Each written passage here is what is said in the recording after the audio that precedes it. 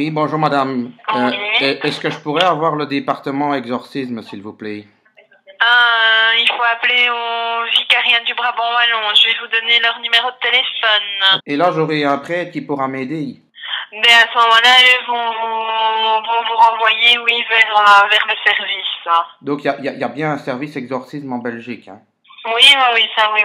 Parce que je suis vraiment dans les tracas, madame. Voilà. Oui, j'entends bien. Je vais rappeler le numéro. Merci. Bonne journée à vous et bonne fête Oui. de fin d'année, madame. Hein. Également, Saint-Michel, bonjour. Est-ce que je suis bien au département exorcisme? Oui. Je suis en train de vivre des choses bizarroïdes, en fait, en ce moment. Bon, ma femme, avec ses copines, elles font des démonstrations Tupperware. Et un jour, pour se donner un petit peu de frisson, elles font une démonstration sextoys. Vous allez me dire, des frissons, bah oui, des frissons au niveau du bas-ventre, elles étaient entre filles. Il y avait une des copines qui a apporté un Ouija. Vous savez ce que c'est, un Ouija? Non. Ben, un Ouija, là, pour communiquer avec les morts. Non, ça je ne connais pas. Elles ont fait une séance de spiritisme, voyez-vous. Oui, ça je comprends bien que c'est dans ce domaine-là. Donc, oui. Elles ont ouvert une porte, que j'aurais préféré qu'elle reste fermée. Oui. Parce que maintenant, ce qui se passe, c'est que dans notre maison, surtout dans notre chambre, on a quelque chose, je ne saurais pas vous dire ce que c'est, mais en tout cas, c'est quelque chose qui est assez lubrique. Donc, moi, ma femme et moi, bon, on est mariés depuis 35 ans. Oui. On avait une vie intime comme tous les gens de notre âge. Au fur et à mesure du temps, la routine s'est installée, comprenez-vous. Oui. Depuis 7 semaines qu'elle a ouvert la boîte de Pandore, ma femme a retrouvé un appétit sexuel. Vous trouvez ça normal, madame? Et alors, attendez, parce que c'est pas tout. Ce matin, je me suis encore réveillé, il y avait 3 gouttes dans le lit. Est-ce que vous trouvez ça normal? Et c'est pas ma femme qui les a ramenées. Et sur le mur, avec du sang, il était marqué Godeur. Et moi j'ai peur parce que toutes les nuits maintenant, toutes les nuits, moi j'entends un souffle dans mon oreille qui me dit prends-moi, prends-moi, prends-moi, prends-moi. Et c'est pas ma femme, Bon, vous savez, moi je suis très cartésien, Oui. Donc du coup, parce que ma femme n'est pas une nymphomane, mais elle veut faire l'amour toutes les nuits maintenant, toutes les nuits. Et c'est pas une fois, c'est au moins 5-6 fois sur la nuit. Oui, mais madame, je n'ai plus 20 ans, moi, C'est surtout pour faire des cabrioles. Non, vous ne devez surtout pas répondre à ces... Mais je suis coincé, elle m'attache durant mon sommeil. J'ai des échymoses au poignet, madame. Est-ce que, en mélangeant ça, elles auraient bu des triples carmélites? Est-ce que l'alcool est dedans? Elles auraient pris le Ouija, invoqué un démon lubrique, parce que j'aime autant vous dire qu'elle a failli me casser le frein. Cette séance de spiritisme a amené chez vous un esprit mauvais et lubrique, comme vous dites. Ah, c'est une expérience interdite, Elles ont ouvert les portes de l'enfer, Tout à fait.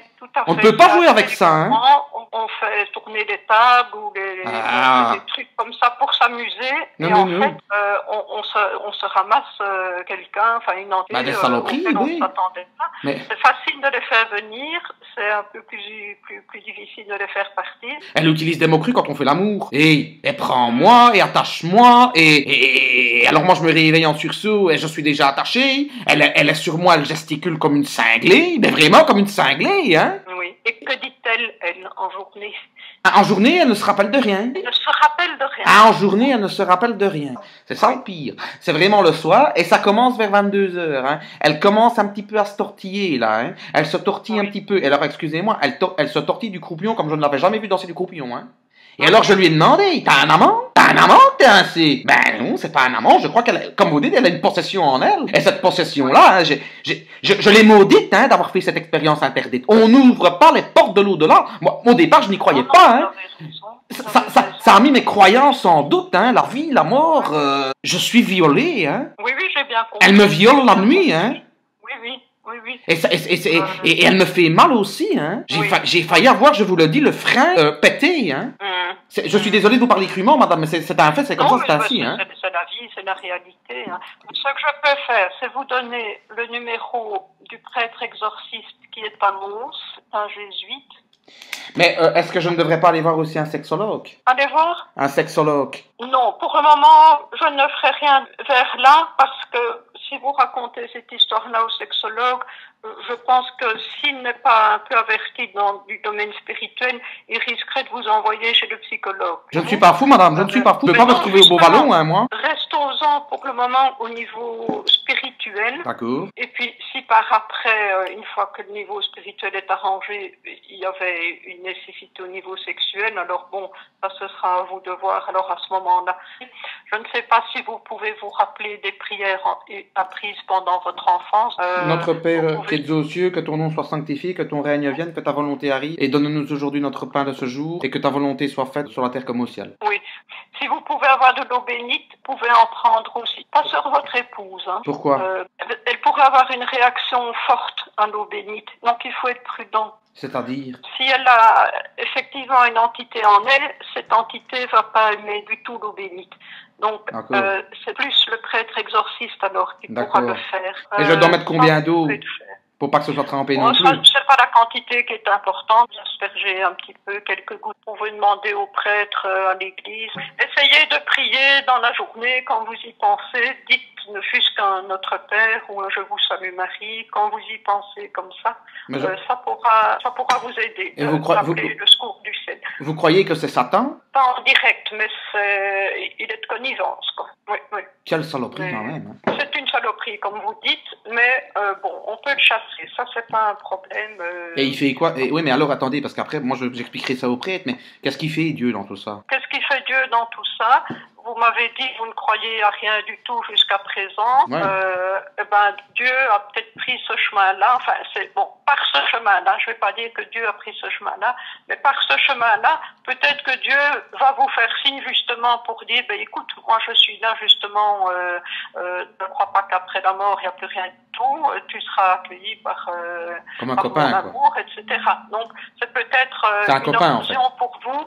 De redécouvrir qui est Dieu et ce qu'il peut avoir à faire avec vous. Mais Dieu n'est pas le Père Noël ni Saint Nicolas qui vient arranger tous nos bidons. Mais on est des adultes. Je peux avoir votre prénom? Moi c'est André. André. Et votre épouse? C'est Josiane. Et votre prénom à vous c'est comment? Moi c'est Marie-Joanne. Je vais prier pour vous si vous voulez bien. Je vois pas ce que je peux faire. Et comment je pourrais la persuader de venir puisque le matin elle ne se rappelle de rien? C'est vous le professionnel, c'est pas moi, hein? Monsieur, quand même. Moi, je ne suis pas un magicien. Et vous êtes quoi, alors, monsieur? Moi, je suis religieux, je suis prêtre et je suis exorciste dans le diocèse. Voilà.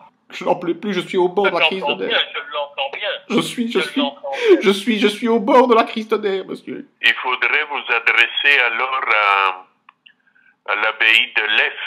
C'est ceux qui font la bière, c'est ça? Ils ne la font pas eux-mêmes, hein. À l'abbaye de Lèf, il y a un exorciste pour le diocèse de Namur. Parce que ma femme est complètement possédée, elle devient folle. Mais je vais prier pour vous, hein. Mon père. Mais adressez-vous à Lèf.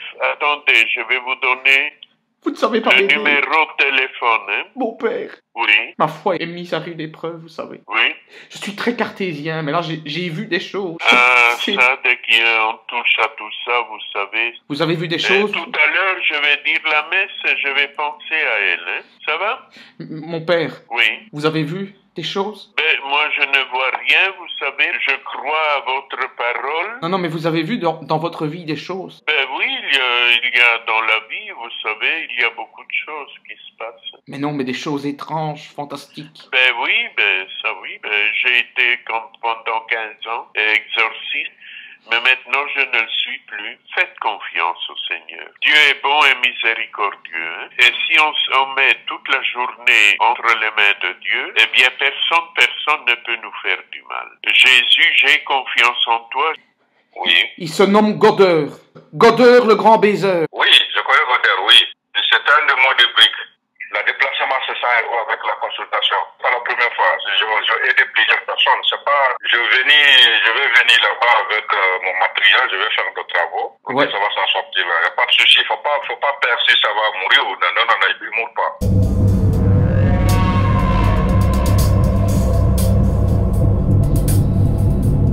L'expérience interdite, version 2017, une version qui ne sert strictement à rien, un petit peu comme tous ces remakes qui sortent pour l'instant en cascade. Des remakes, il y en a toujours eu, mais là, c'est vrai qu'on arrive quand même à une sorte d'asphyxie dont fait partie l'expérience interdite, qui se laisse regarder évidemment. Il y a quand même Ellen Page, Diego Luna et un petit caméo de Kiefer Sutherland qui était déjà dans la première version, le film de Joel Schumacher. C'était pas non plus un grand film. Alors voilà, pour tous les adeptes de la vie après la mort, je vous le recommande. Après, ça casse pas 3 pattes à un canard. Allez, bon film.